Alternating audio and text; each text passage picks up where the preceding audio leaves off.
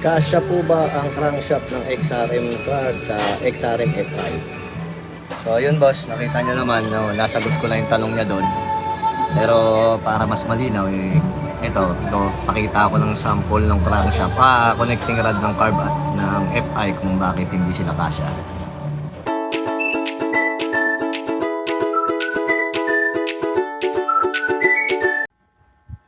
Ito yon mga boss, ito na lang ang gagawin kong sample para mas madali nating masabi kung bakit magkaiba sila ng crankshaft, yung XRM at RS na carb at yung mga FI na unit ng XRM at RS.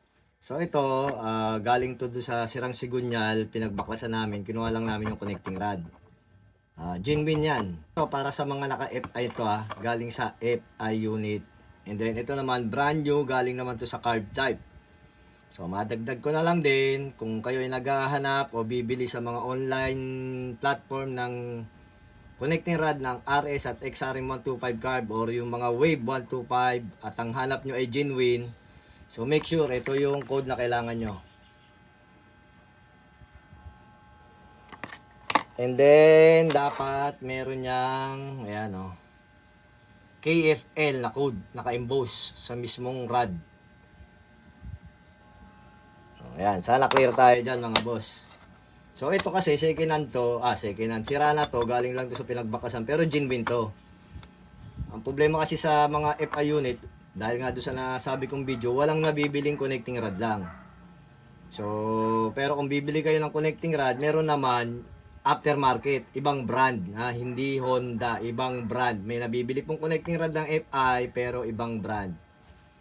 So balik tayo doon sa tanong kung bakit hindi pwede yung crankshaft ni Carbs FI, dahil ito po yung pinakamabilis na basihan na pwede kong ipaliwanag sa inyo.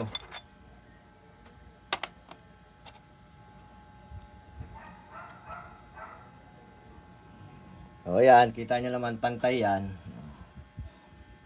Kita nyo yung difference mga boss. Yung carb type mas mahaba kaysa dito sa FI na connecting rod, kaya hindi sila pwede dahil pag ito ginamit mo may mauumpog na yung piston mo dun sa valvula. Sana naliwanagan kayo dito kung bakit hindi pwede at bakit kung anong kaibahan ng crankshaft ng carb sa FI.